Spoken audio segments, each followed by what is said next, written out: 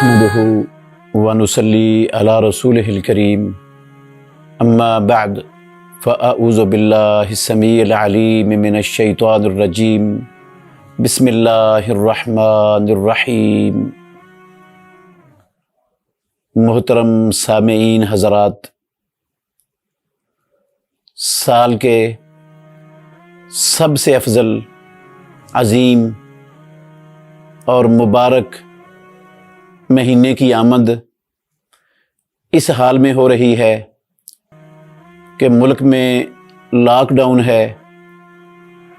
लोगों की जानों की हिफाजत के लिए हुकूमती हिदायत की वजह से बहुत से लोग मसाजिद में, अल्लाह के घरों में इबादत करने से महरूम हैं। और इस हालत में रमज़ान आ रहा है।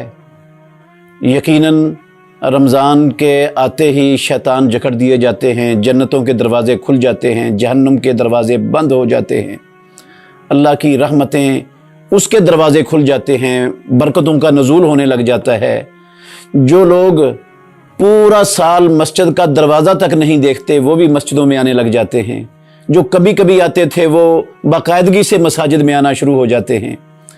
तो ये इस वक्त, इस साल ये माहौल मसाजिद के अंदर बनना बज़ाहिर कुछ मुश्किल नज़र आ रहा है।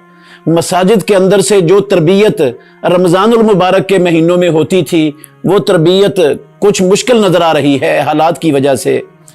तो हमने ये कोशिश की है कि तमाम मुसलमानों को इस अजीम और मुबारक महीने के अंदर जो माहौल मसाजिद के अंदर तरबियत का मिलता था, जो दुरूस होते थे, लोग उन दुरूस से मुस्तफ़ीद होते थे, अपनी इस्लाह करते थे, तरबियत करते थे, ईमान बढ़ता था, कैफियतें अच्छी हो जाती थी, बुराइयां ख़त्म हो जाती थी, घरों के अंदर इस्लाह होती थी, मामलात के इस्लाह हो जाती थी।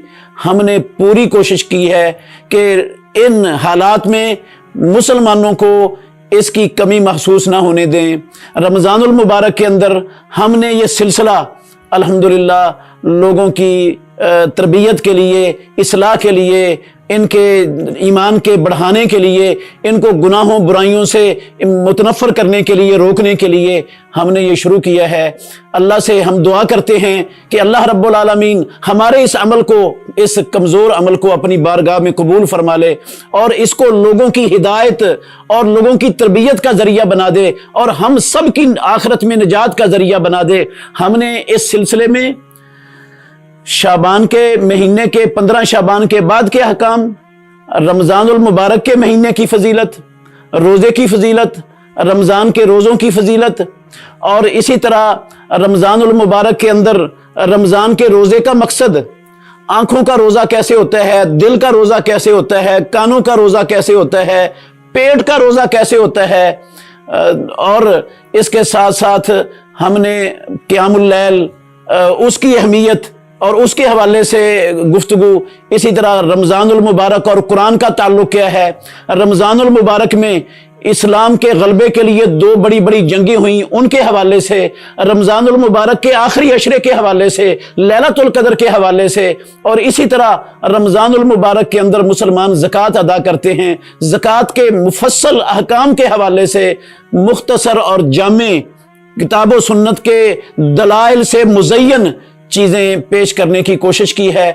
और इंशाअल्लाह आपको पूरा रमज़ान ये चीज़ें लम्हा ब लम्हा मिलती रहेंगी, रोज़ाना के हिसाब से रोज़ाना इंशाअल्लाह मिलेंगी।